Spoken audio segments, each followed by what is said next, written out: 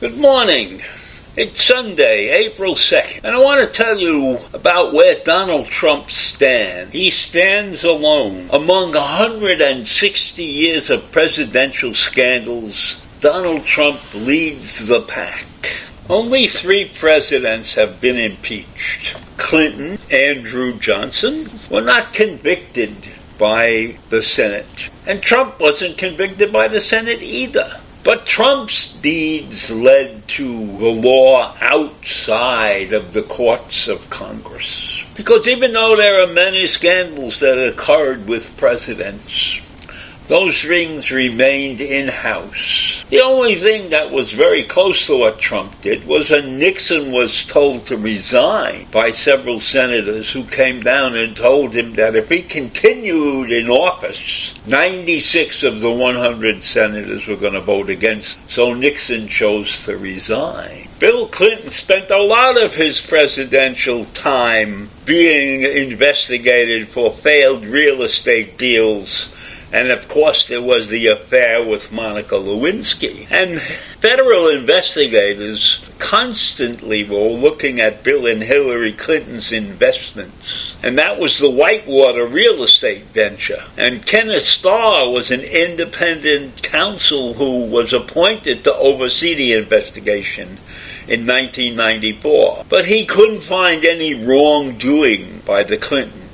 But 2 of their close associates, Jim and Susan McDougal, ended up convicted in the Whitewater scandal. And so did Jim Guy Tucker, Clinton's successor as the governor of Arkansas. So Clinton wasn't really clean, but he got away with it. And then there was Ronald Reagan. Now, Reagan never faced any charges associated with his big mistake, but the arms for hostages deal that became known as the Iran-Contra affair dogged him for a long time, even after he left the White House. In Reagan's second term, the public learned that his administration had authorized secret arms sales to Iran while seeking Iranian aid in freeing American hostages in Lebanon. And many believe that Jimmy Carter lost the election because those hostages weren't released during the end of his first term, his only term. 8 of Reagan's associates were convicted of crimes and were sent off to prison, but his successor, the elder George Bush, H.W. Bush, pardoned those people when he became president.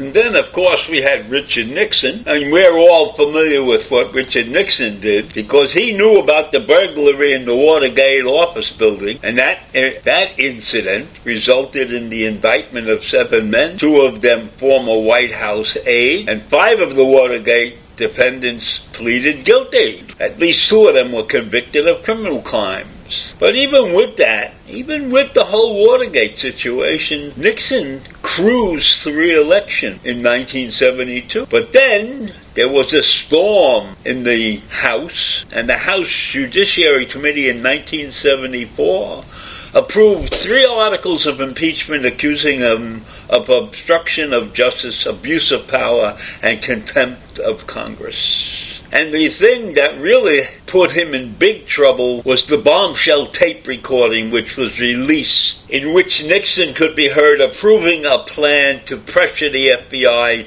to drop its Watergate investigation. And then Nixon resigned after he'd lost the support of the key congressional Republicans. And we all remember that. That was a big case. And then there was the case that was associated with Ulysses S. Grant. Now, Grant was never personally charged with anything. But this was a scheme that was known as the Whiskey Ring, in which distillers, revenue agent, and fellow conspirators diverted millions of dollars in liquor taxes to themselves. And Grant got himself involved in this case when the authorities cracked down on General Orville Babcock. He was charged as a conspirator. And not only was Babcock Grant's friend, he was his personal secretary. And they had been friends since the Civil War. So Grant took it upon himself to give testimony in the Whiskey Ring case. But he didn't testify in open court. He testified in private, and his written testimony was submitted to the courts. And because he was president of the United States, and because what they wrote about what he said, Babcock was acquitted. And the acquittal was credited 100% to Grant's unwavering defense of his friend. And then we have Andrew Johnson. He was the first president to have his legacy tarnished by impeachment. And Johnson's problems arose from his intense feuding with Congress over the Reconstruction following the Civil War. And Johnson was never elected president. He was president when Lincoln was killed.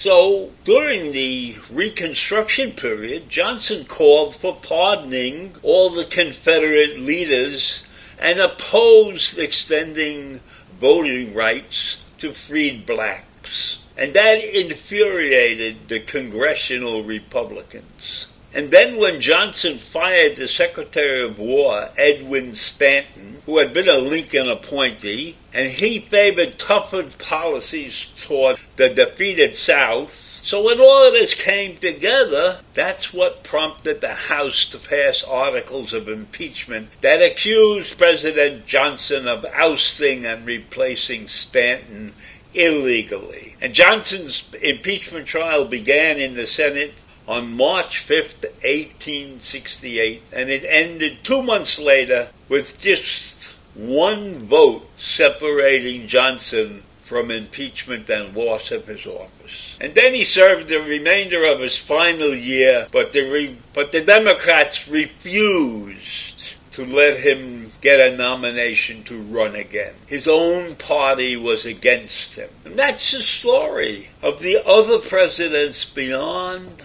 Trump, who had things happen in their administration that led them to the verge of impeachment and exactly impeachment. And only Nixon's crime really was a criminal offense of great magnitude. Being impeached is not necessarily a heinous crime. But when you do the things that Donald Trump has done in his private life, not as the president, but in his private life, he deserves to be convicted. You're a criminal and you're lucky enough to become president of the United States. That does not equate to immunity from all the deeds that you have done prior to being president and after you have become president. There is no such thing in the Constitution or in this country as presidential immunity. And let us hope that this situation in Donald Trump ends properly with him spending some time behind bars.